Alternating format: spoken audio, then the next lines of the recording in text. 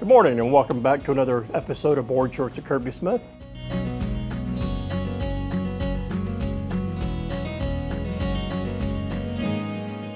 I'm Kirby Smith and I'm standing here with Captain Kerry, who is the trainer for all of Lake County in EMS. Good morning, sir. Good morning. Thank you for having me on. Thank you. And how are you doing today? I'm doing very well. Well, as you know, summer is upon us. Yes. And summer, it gets hot here in Florida. A little bit. And we're here to talk about what we can do to help stay safe during the hot months. Absolutely. Can you tell us a little bit about what you do and what the heat-related issues can be?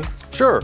The most important thing to remember about heat-related emergencies is it often affects most severely those over the age of 65 and those under the age of 4. That doesn't mean people who are in between those ages don't experience it.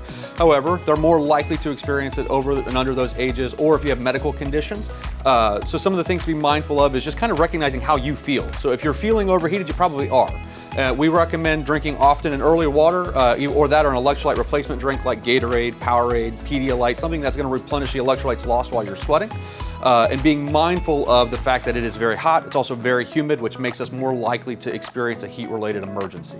So what are some of the things that you might experience if you think you're having a heat-related injury? Sure, those actually broken down into 3 categories. The first one being heat exhaustion. And so that's really something like if you're out mowing the yard, you're playing a sport, you feel kind of overheated, you probably are. And so the best thing you can do is get into a cool environment, nice cold water or a Gatorade, something to cool you down and replenish those electrolytes.